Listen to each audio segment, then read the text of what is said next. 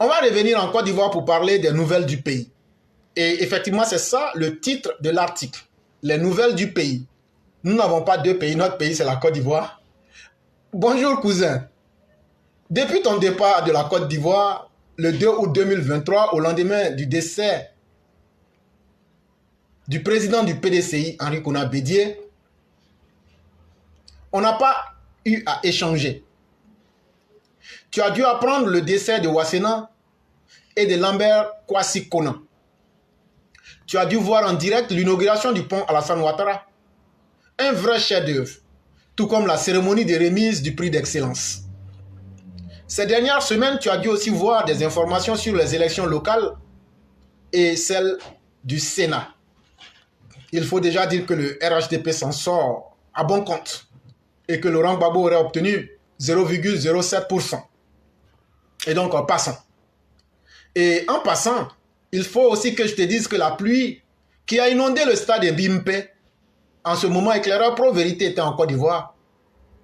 Mais tu as souhaité que je donne les dernières nouvelles moi-même. Car comme tu le soulignes, l'eau qui vient de la bouche du poisson est la plus fraîche. Bon, allons-y.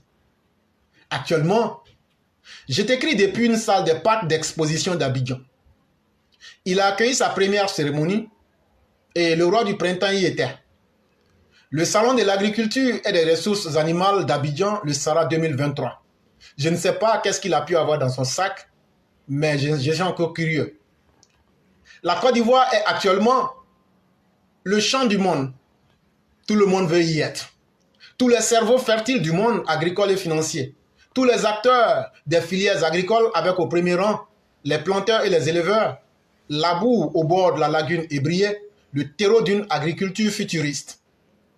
Je peux te le dire, cher cousin, le pays n'a rien à envier aux espaces dédiés à ce type d'événements dans le monde. Tant les commodités du parc répondent aux exigences internationales. Seulement, pour m'y rendre, j'ai dû mettre la main plus en profondeur dans la poche, parce qu'Abidjan devient de plus en plus cher. Le prix du carburant a augmenté. Tu me diras que c'est la même chose partout. Oui, cher cousin, tu as bien raison. Cousin, tu sais que quand le tonnerre gronde, chacun attrape sa tête. Toi-même, tu le sais. Je vois tout de même les efforts consentis par le gouvernement. Surtout le prix à la pompe est relié directement au cours international, aux fluctuations monétaires et aux fret. Alors que sur le plan mondial, les coûts ont largement flambé. Par contre, ce que je crains, ce sont les transporteurs. Ah, les djulatiens. Eux, ils ne connaissent pas l'amusement. S'en fout la mort. Eux, ils augmentent les prix sans raison. Et puis, il n'y a rien en face. Avec tout ce que tu peux imaginer comme conséquence. Par exemple, pour 25 francs d'augmentation sur le litre, les djulatiens vont ajouter 200, 350 francs sur chaque passager. Mais tu sais qu'ils savent qu'on a besoin d'eux. Donc, ils s'en fichent. Donc, 200 francs. Si c'est un véhicule de 5 places, là où le trajet ne consommera même pas 1 litre d'essence, donc les 25 francs d'augmentation. Pour 25 francs, ils se font 1000 francs de bénéfice. En plus, quand on leur parle, ils font la sourde oreille. Quand la situation est favorable, ils s'en fichent. Ils n'ont jamais diminué leurs tarifs quand les prix à la pompe ont baissé. C'est à croire que nous autres Ivoiriens aimons que la vie soit difficile pour nous. Sinon, en vérité, le gouvernement fait assez pour nous aider à la baisse des prix. Je crois qu'on doit, nous les consommateurs, surtout Ivoiriens, regarder cela de près. On aime bien se moquer des autres, mais les autres, quand leur portefeuille est menacé, ils savent se mettre ensemble, dépasser leurs différences et surtout se battre pour leurs intérêts. Mais nous les Ivoiriens, on parle, mais on n'agit jamais. Surtout que le prix du riz aussi connaît une variation à la hausse. À cause, ils ont augmenté le sac de riz. Oui. Parce que les Indiens, qui sont les principaux fournisseurs, ont décidé de réduire leurs exportations. On dit qu'il y a eu inondation là-bas l'année dernière. Mais la Chine aussi, qui est la plus grande productrice, a aussi revu son offre à l'international en baisse. C'est vraiment chaud, Kouz. Si la marmite est penchée, l'eau n'est pas pour autant versée. En tout cas, on est au pays et on attend de voir ce que demain nous réserve. En effet, il faut aussi signaler que la saison des productions agricoles alimentaires est bonne en ce moment-ci. La pluie ne nous a pas trahis, même si elle a inondé le stade Alassane Ouattara. Actuellement, le marché est rouge, comme feu rouge de tomates. Actuellement, Kouz, le kilogramme de tomates qui était à 2000 francs est tombé à 350 francs par endroit. Quand tu vas à Tumodi, le kilogramme de la tomate est à 250 francs. Et laisse-moi te dire que Tanti Afoué a même repris ses sauces tomates. Presque chaque semaine, nous mangeons maintenant la sauce tomate. Tout comme aussi le gombo qui glisse dans nos coups car il foisonne sur le marché. La semaine dernière, Tanti Afoué a même fait du foutou d'igname avec la sauce gombo. Et je sais que tu aimes ça bien, n'est-ce pas, Kouz? Et à la fin, le tout arrosé du jus de citron. Ah, Kouz, le pays est doux, surtout que tout est bio. Le citron étant actuellement sur le marché, tout comme l'igname pona, qui continue d'arriver sur le marché et vendu à 400 francs CFA le kilogramme, contre 1000 francs à sa sortie. La banane plantain est aussi de plus en plus visible, avec un régime moyen à 1500 francs CFA. La mandarine et l'orange commencent aussi à alimenter fortement les étalages. Mais comme tu le sais, nous les nègres, nous ne savons pas que les fruits sont très utiles à la santé. Les médecins nous disent qu'il faut manger 6 à 7 fruits par jour. Mais est-ce que ça, c'est nous notre problème? Nous, c'est foutu, on connaît. Mais je ne sais pas pour les membres du gouvernement. Peut-être qu'eux mangent des fruits. Au dernier conseil des ministres, Kouz, laisse-moi te dire, actuellement, beaucoup de ministres sont dans Goumen. Le chef de l'État, il a été très clair. Il a dit qu'il y a eu remaniement ministériel. Ça veut dire on va les chasser. Ils ne sont pas nés ministres, mais eux, ils pensent que ça fait partie de leurs organes. Le président Ouattara a félicité l'équipe gouvernementale pour tout le travail réalisé à cette date. Mais toi-même, tu connais le Prado. Il est perfectionniste. Et laisse-moi te dire, il reste fidèle à sa détermination de donner le meilleur de lui-même pour le bien-être des populations. D'autres sont allés mentir qu'il est vieux. Mais le président est très jeune et c'est ce qu'il veut. En la matière, quand c'est nécessaire, il redimensionne son équipe et redistribue leur rôle. Et donc, depuis le lundi, on savait que quelqu'un allait changer de poste et ça a été fait hier. Je préfère te dire ça aussi. Et donc, maintenant, tout le monde est au courant de la nouvelle. Arlette Traoré, notre voisine, laisse-moi te parler d'elle. Elle m'a demandé où déposer son curriculum vitae. Elle veut aller travailler maintenant. Parce que ceux qui travaillent en Côte d'Ivoire peuvent survivre. Ce sont les paresseux qui continuent à se plaindre que la vie est chère. Mais moi, je leur demande, montrez-moi le pays où la vie est moins chère pour que nous y déménageons. Ils ne m'ont jamais montré des pays. Donc, en riant, je lui ai dit que pour la fonction de ministre, il n'y a pas d'appel de candidature classique. Dans les études, il n'y a pas une filière dénommée ministre.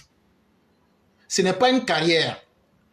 Seul le profil, les potentialités et les prouesses de chacun, en lien avec les attentes du poste, constituent son dossier.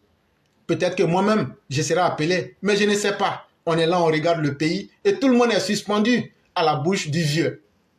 En attendant le nouveau gouvernement, il paraîtrait que certains soient tombés en 5 ans et que d'autres ont eu une baisse de tension, comme disait Saïd Penda. Mais nous, on est déjà habitués à notre pauvreté, on les regarde seulement.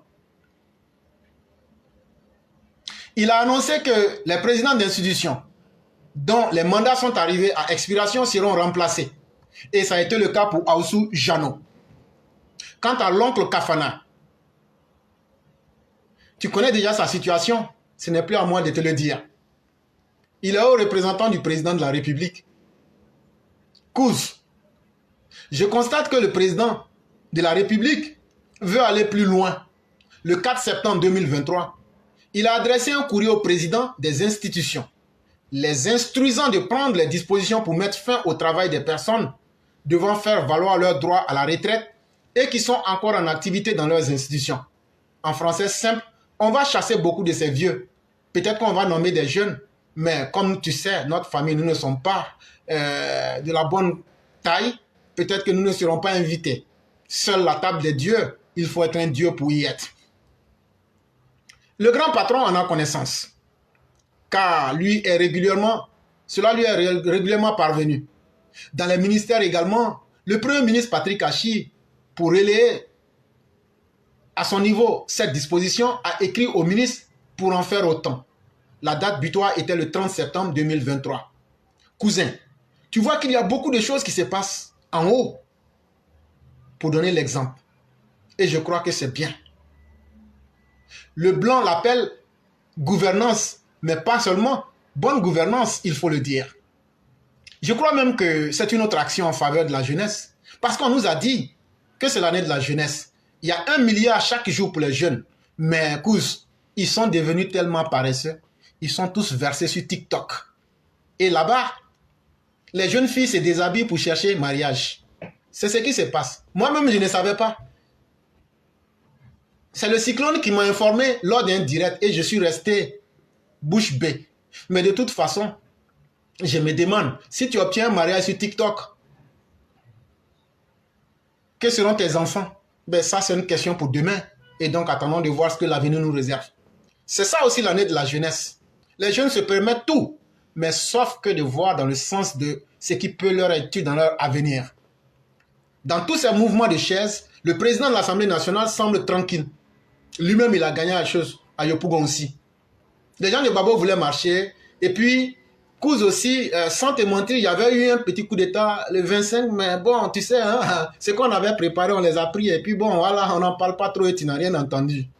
D'ailleurs, Adama Bictogo sera au perchoir pour la rentrée de la 2e session ordinaire de son institution. Parlant d'institution, je voudrais te dire que dans un autre contexte, la communauté musulmane, lors du Maouloud, a souhaité l'institution du mariage religieux et traditionnel au rang des actes légalement reconnus. La communauté a prié pour le président de la République, pour chaque habitant et pour la Côte d'Ivoire. Les musulmans semblent se réveiller et demandent que leur mariage dans leur mosquée soit reconnu par les institutions de la République, ce qui n'est pas une mauvaise chose. Mais aussi, il faut que je te le dise, sur la route de Dionné en passant par l'ouest, il y a au moins 18 Odjeneka qui sont morts dans un accident. Et donc, ils partaient pour le Maouloud. Nous leur souhaitons paix et salut à leurs âmes. Kouz, et en nouvelle dans le pays d'air, je souhaite que ma correspondance se trouve dans une bonne disposition spirituelle. Parce que les pasteurs, les prêtres ont subitement cessé de rêver. Et quant à l'évêque de Daloa, depuis que Éclaireur et sa classe lui ont dit un peu de son vrai nom, il a perdu la capacité de rêver et il a quitté le monde parallèle pour se retrouver dans le monde réel, où Laurent Gbagbo a perdu lamentablement ses élections avec 0,07%. En tout cas, ces élections ont permis de voir le vrai poids de chacun. Mais Kouz, attends, et la campagne Café Cacao, ça a été ouverte et elle sera florissante. Et ce qui est intéressant, c'est aussi la rentrée. Mais actuellement, la rentrée, pour un niveau, pour une classe de CP1, il y a 10 livres. Tous les parents sont confus. Ils ne savent que choisir. Mais nous souhaitons que l'année scolaire soit fructueuse pour nos enfants et que chaque Ivoirien et chaque Ivoirienne, ici comme ailleurs, vive ce dernier trimestre et bien au-delà, dans la paix, dans la prospérité, surtout dans l'attente d'une CAN de haut volet. Et sur la CAN, les sélections ont été faites hier et les Ivoiriens semblent optimistes, mais toi-même tu me connais. Moi je préfère qu'ils perdent vite parce que je n'aime pas les vauriens. Mais on est là, on attend, on essaye de voir. C'est un article tiré de Fraternité Matin et comme vous connaissez Éclaireur Pro Vérité, j'ai ajouté beaucoup de choses qui n'étaient pas à cet article. Donc c'est un article modifié complètement. Voilà, pour donner simplement, j'ai voulu mettre une note d'humour, mais pour donner véritablement toutes les nouvelles du pays. Et donc, à travers ça, le cousin a reçu tout ce qu'il fallait comme information.